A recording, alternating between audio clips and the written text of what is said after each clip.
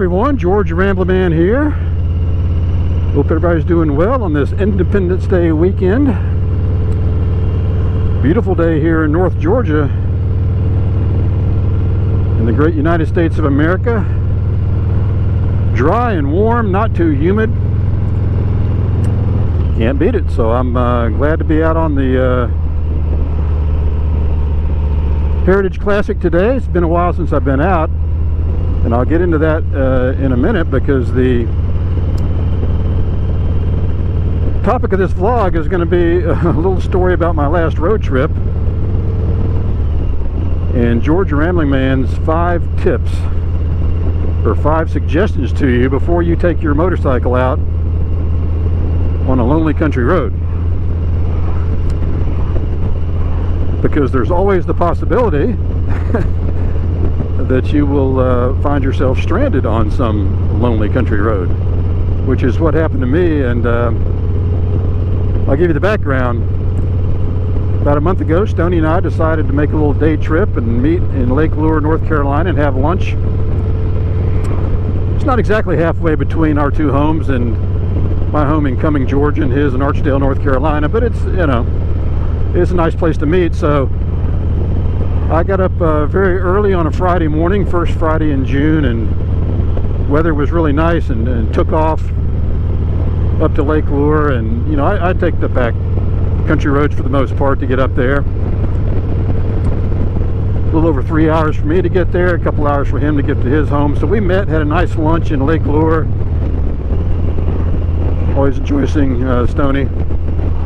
And then we headed back home, and I took off. I guess it was probably 2 or 2:30 in the afternoon from Lake Lure, and I was planning on being home about, you know, 6 o'clock, maybe 7 at the latest, if I stopped for, you know, gas and a rest. So the weather was great. You know, the days are long in June, so I was going about my merry way, headed home. And just outside of Toccoa, Georgia, I'm on a 2-lane country road between Westminster, South Carolina, and Toccoa. I noticed my motorcycle starting to really not handle very well, and I suspected it was a flat tire. I could take a look at the front tire and see it was fine. But I was about 5 miles from Toccoa, so I slowed way down. No traffic out there whatsoever. Limped into a gas station outside of Toccoa, and sure enough, my rear tire was flat as a pancake. I couldn't see any nails, I couldn't see any damage to it, but I wasn't going anywhere. So I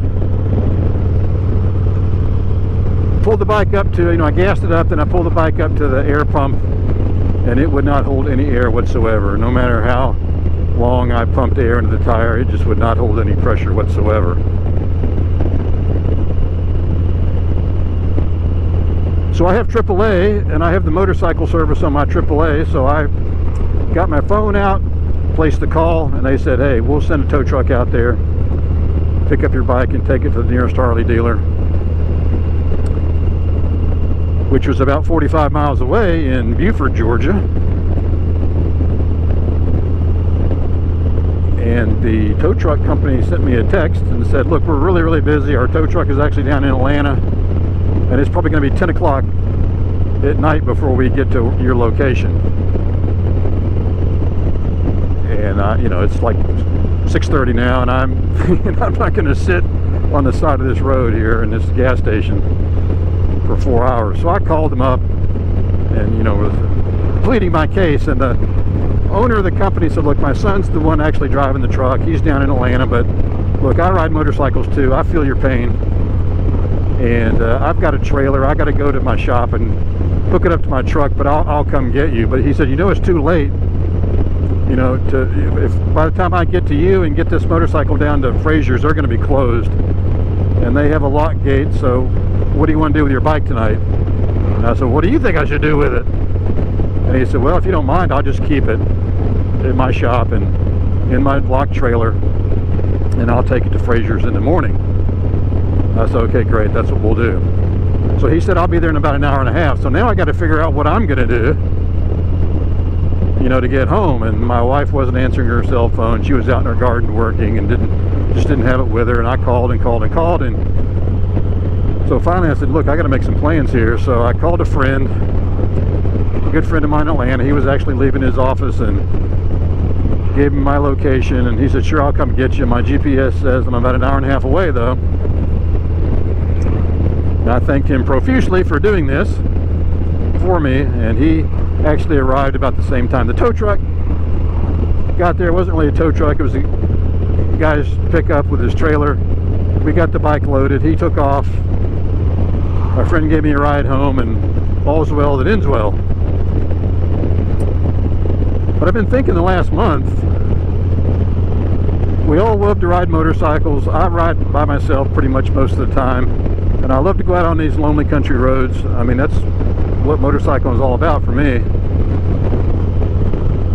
And you know, I began thinking, well, you know, before you do this in the future, you need to make sure you have contingency plans in place, and I pretty much did. But the purpose of this vlog is I'm going to give you 5 things, kind of contingency plans, 5 things I think you should think about, and things you should do before you take your bike out on a motorcycle ride, especially by yourself, especially out in the country, and especially if it's going to be, if you're going to find yourself out there at night. So number 1, have a cell phone with you and make sure that it's charged. You know, have a USB port on this Heritage so I can keep it charged, but you know, you may have a motorcycle that you don't have that luxury, and if you know, if your mechanical breakdown or your flat tire ends up at the end of the day and your phone is reaching the end of its battery life, you got to have a way to charge it. So you can buy these little portable chargers, battery pack type things that you can get off of Amazon for 15 or 20 bucks that you can charge up before you leave, and it's kind of like a little battery source for you. So make sure you have a charged up cell phone and a way to keep it charged. Number 2, make sure that you have some sort of towing service, roadside assistance service, either through your HOG membership, through AAA, through your insurance company, whatever.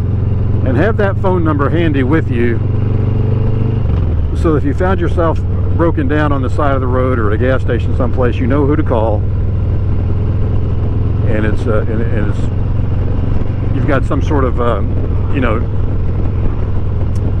way to get a tow truck to you to get your bike. And like I say, I recommend AAA. I have them. I've had good luck with them in the past in my cars and trucks, and this is the first time I've used them on my motorcycle, but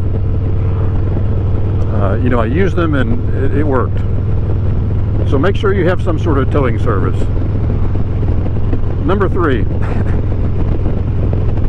if you find yourself with a flat tire, you're going to have to get, you know, maybe you can put some air in the tire. If you've got a tubeless tire, maybe you can repair it, but you got to have a way to get air in your tire. If you find yourself at a gas station, make sure you have some cash with you to operate the air pump. Some of them take credit cards, some of them don't. I had some quarters with me. I was able to do that, and you know, the tire didn't hold any air, but have some cash with you if you're out in the middle of nowhere. You know, cash is king. Be aware of your surroundings. Know where you're at. You're going to have to be able to describe to somebody on the phone where you're at. I was at a gas station. I was able to ask the lady what the street address was. Everybody was able to plug that into their GPS and come find me. You know, you may not have that luxury, so you know, be aware of where you are, what highway number, what town you're close to, and be able to describe to somebody where you're at. And I actually did buy myself a little portable air pump that I keep in my saddlebag now. Bought it off the Harley website. Hooks into my battery tender lead so that it powers the pump, and I can get some air in the tire if I need to. Now these tires on the Heritage are not tubeless, they have tubes, and you know, it's not easy to repair one of those tires, but at least I have a little air pump with me now that if I find myself even with low air pressure, I can get the air in my tire. So either have one of those portable pumps or have some cash with you so you can operate the pump at the gas station, and be aware of your surroundings so that you can describe to somebody where you're located. And if you find yourself on the side of the road, you know, it may take a while for somebody to get to you. And luckily I was at a gas station, I was able to get water and snacks and I was fine. But you know, if you're on the side of the road someplace, you may not have that luxury. So I suggest before you take off on a long trip, especially out in the middle of nowhere, you know, have some snacks, a water bottle, because you may find yourself stranded in the middle of nowhere and need that. So those are just some things to think about before you take off on a trip, especially by yourself. You know, it worked out okay for me. I wasn't happy spending $364 to get my tire fixed or replaced, but you know, like I said, all's well that ends well for me on that one. But just keep those things in mind if you go out on a trip. Don't find yourself out stuck someplace and not have a way to get yourself out of that type of situation. All right, this is George, your Rambling Man, stuck behind this huge Mercedes-Benz Sprinter van at a red light, headed home. Hope everybody has a great Independence Day weekend. So long, everybody.